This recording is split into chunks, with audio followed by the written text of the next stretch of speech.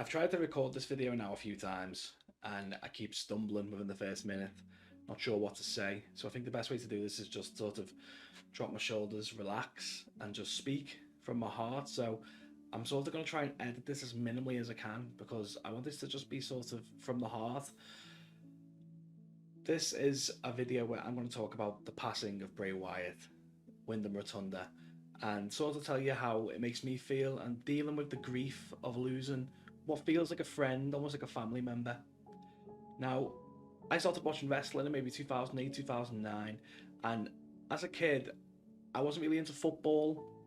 I wasn't into, TV much. Wrestling was my thing, and I didn't need Spider-Man or Batman or any of those people. Like, wrestlers were my superheroes, and unfortunately, not like comic books and movies. Wrestlers are real people and aren't immortal, as you've probably come to know with the passing of Terry Funk, Eddie Guerrero.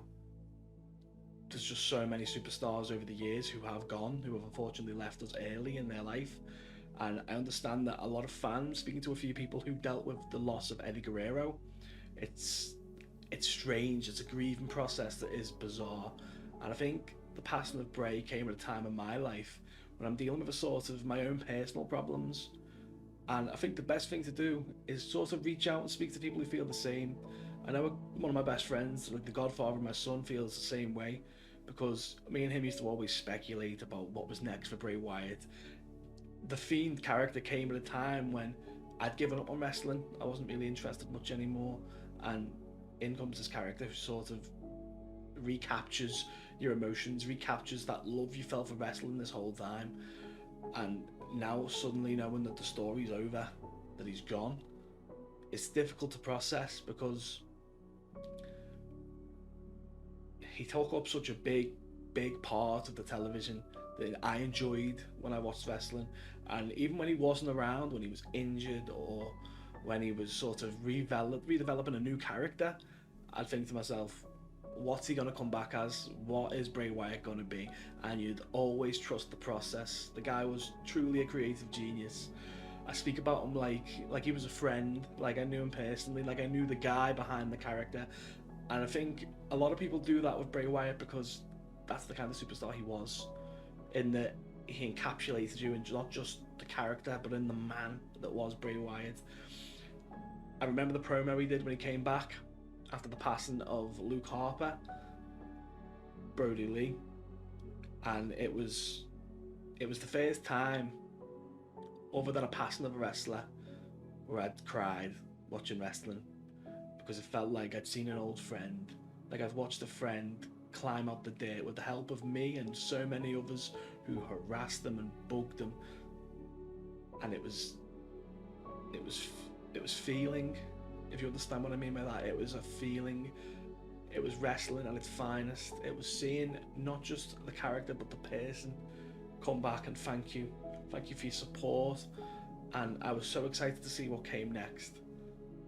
I know the Uncle Howdy storyline wasn't really Bray Wyatt at his best, but I still had faith. I still had faith that he always had something up his sleeve. It was always leading to something bigger and better. And it's tragic, it's heartbreaking to know that you'll never see what that something better was. It's obviously heartbreaking on numerous levels. I said it to my friend the day it happened, it's a layered trauma with Bray Wyatt's passing because there's so many things. There's his family, his kids, the other superstars. There's so many people on this tier of grieving, this list of people who will grieve. And I think if anything, that just goes to show what a great man Bray Wyatt was. What a brilliant father he was. What a great husband he was. Bray Wyatt truly was a once-in-a-lifetime superstar. A generational talent. There won't be anyone else like him. Because he was just the guy. And I know I've sort of rambled on, but it's one of these things where it's hard to come to terms with as a fan, as a human being, seeing someone go so early in their life. But I'm sure you'll see, I'll add little things while I'm speaking, little clips, little moments where he truly did have the whole world in his hands. His promo work, he just made people believe. So I guess this video is my way of saying thank you, Windham. Thank you, Bray. Thank you for making me believe again. And thank you for making me fall back in love with professional wrestling. Thank you for letting me let you in. Thank you for watching.